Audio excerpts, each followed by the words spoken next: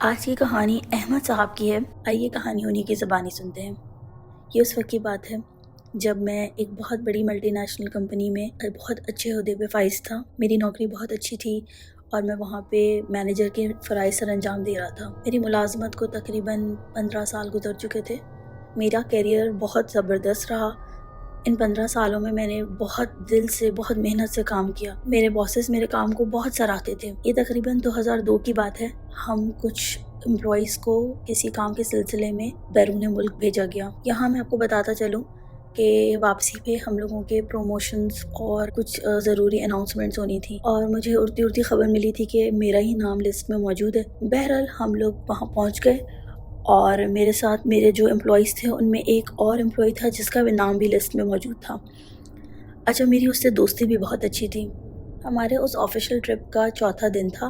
مغرب کے بعد ہم لوگوں نے ڈیسائیڈ کیا کہ ہم لوگ آج کہیں کھانے پہ چلتے ہیں۔ ہم لوگ جس جگہ پہ رہائش پذیر تھے وہ علاقہ کافی سنسان تھا۔ ہم نے ایک ہوٹل میں ڈنر کیا اور اس کے بعد ہم نے سوچا کہ واپسی میں ہم لوگ پیدل ہی اپنے گیسٹ ہاؤس تک جائیں گے۔ راستے میں ایک چھوٹا سا جیسے جنگل کی طرح سا راستہ تھا۔ کافی زیادہ درخت تھے اس جگہ پہ۔ تو میرے اس دوست نے مجھ سے کہا کہ ہم ایسا کرتے ہیں کہ اس بیچ کے راستے سے جاتے ہیں، یہ شارٹ کٹ ہے۔ میرا دل تو نہیں مان رہا تھا ادھر سے جانے کا، لیکن پھر بھی میں نے کہا کہ 1 سے 2 لوگ ہیں تو اتنی ڈرنے کی کیا بات ہے۔ بہرحال ہم لوگ اس راستے پہ نکل پڑے۔ کافی سنسان راستہ تھا۔ رات کے کوئی 10 بجے ہوں گے، لیکن ایسا لگتا تھا کہ جیسے رات کے کوئی 2-3 بج رہے ہیں۔ ہر طرف درخت ہی درخت تھے اور بالکل خوب اندھیرا تھا۔ ہم لوگوں کو نظر کچھ بھی نہیں آ رہا تھا، اور اس زمانے میں موبائل فونز ایز سچ نہیں ہوتے تھے، تو ہم لوگ بہت دھیان سے قدم رکھ کے چل رہے تھے۔ اچانک ایسا لگا کہ جیسے اس بیچوں بیچ جنگل کے ہلکی سی کہیں روشنی نظر آ رہی ہے۔ پہلے تو ہم خاصے پریشان ہوئے، لیکن پھر تھوڑا سا دل کو تسلی ہو گئی کہ شاید ہمارے ساتھ کوئی اور بھی آگے چل رہا ہے۔ وہ روشنی ایسی تھی جیسے کہیں بیچ میں آگ جل رہی ہو۔ جیسے جیسے ہم قریب جاتے جا رہے تھے تو روشنی بھی تیز ہوتی جا رہی تھی۔ ابھی ہم کچھ فاصلے پہ ہی ہوں گے کہ ہم لوگ ایک دم محتاط ہو گئے، کیونکہ اس روشنی کے ساتھ ساتھ کچھ آوازیں بھی آ رہی تھیں۔ ہمیں تھوڑا تھوڑا خوف محسوس ہونے لگا، لیکن ہم نے سوچا شاید کچھ لوگ رات کا ٹائم ہے، آگ واگ جلا کے بیٹھے ہوئے ہوں گے، تو ہم وہیں کنارے پہ رک گئے۔ اس جگہ سے ہمیں واضح طور پہ نظر آ رہا تھا کہ بیچ میں آگ جل رہی ہے اور ایک بہت بڑا سا درخت ہے۔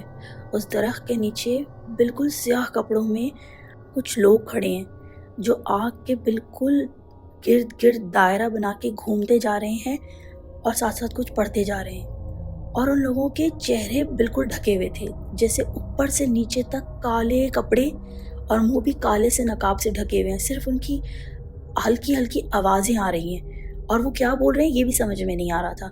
ہم ابھی ان کو دیکھ ہی رہے تھے کہ اچانک میرا پاؤں کسی پتھر سے ٹکرایا اور ہلکی سی آواز ہوئی، اور وہ سارے کے سارے لوگ ایک دم رک گئے، اور ان سب نے پلٹ کے ہم لوگوں کو دیکھا۔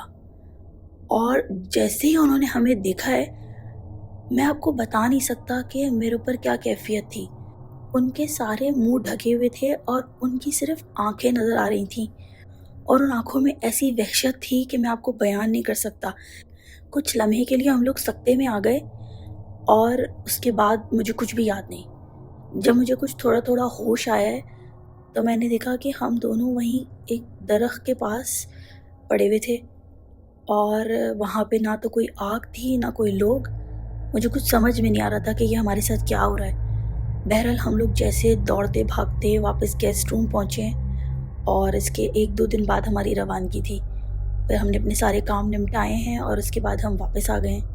لیکن جب سے میں واپس آیا تھا مجھے اپنی طبیعت ایسے بوجھل سی محسوس ہوتی تھی۔ میرا کسی کام میں دل ہی نہیں لگتا تھا۔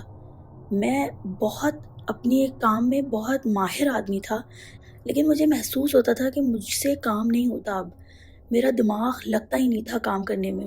مجھے لگتا تھا جیسے میں آہستہ آہستہ سب کچھ بھولتا جا رہا ہوں۔ اس کے بعد یہی ہوا کہ میرا پروموشن میں نام نہیں آیا۔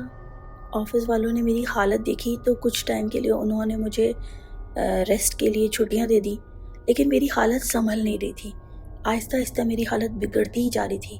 اب مجھے بہت خوفناک قسم کے خواب بھی آنا شروع ہو گئے تھے۔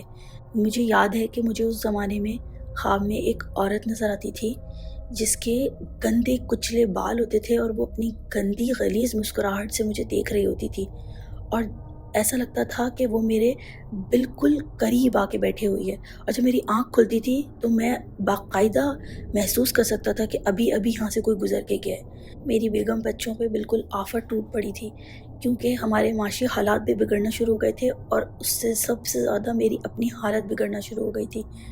مجھے اپنے دل و دماغ پہ کوئی قابو نہیں رہا تھا۔ مجھے لگتا تھا کہ میں وہ انسان ہی نہیں رہا ہوں۔ میری نوکری ختم ہو گئی، اس کے بعد میں بالکل بستر پہ آ گیا۔ مجھے لگتا تھا کہ میری آہستہ آہستہ یادداشت بھی کم ہو رہی ہے، نہ مجھے کچھ سمجھ آتا تھا، نہ مجھے کسی کی کوئی بات یاد رہتی تھی۔ کچھ واقعات مجھے میری بیگم سے پتہ چلے، کچھ واقعات مجھے ہلکے ہلکے یاد ہیں۔ میں زیادہ تر سویا رہتا تھا، اور جب میں جاگتا تھا تو مجھے محسوس ہوتا تھا کہ جیسے انتہا سے زیادہ وحشت ہے ماحول میں، اور کبھی کبھی اچانک اتنی سخت بدبو آنا شروع ہوتی تھی، اور ایسا لگتا تھا کہ بس آتی ہے اور کچھ دیر کے بعد پھر خود ہی سے ختم ہو جاتی ہے۔ ایک دن میں سویا ہوا تھا تو اچانک مجھے لگا کہ جیسے نا میرے کمرے میں سانس لینا میرا دشوار ہو رہا ہے، اور جیسے ہی میری آنکھ کھلی، خوف کے مارے میری لگ بھگ جان نکل گئی، کیونکہ کمرے میں تقریباً چھت کے جتنے لمبے لمبے قد والے کالے کالے لوگ بھرے ہوئے تھے، اور اتنے کھچا کھچ بھرے ہوئے تھے کہ تل دھرنے کی جگہ نہیں تھی کمرے میں۔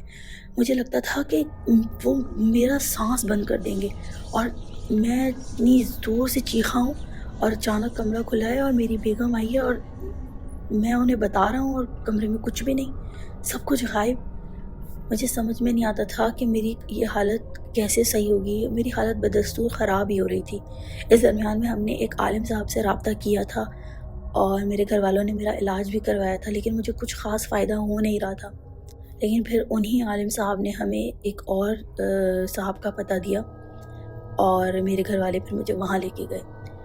پھر وہاں سے میرا جب علاج شروع ہوا ہے تو آہستہ آہستہ کچھ میری طبیعت میں بحالی آئی، اور انہوں نے بہت علم کیا، اور آج بھی میں ان کے لیے دعا کرتا ہوں۔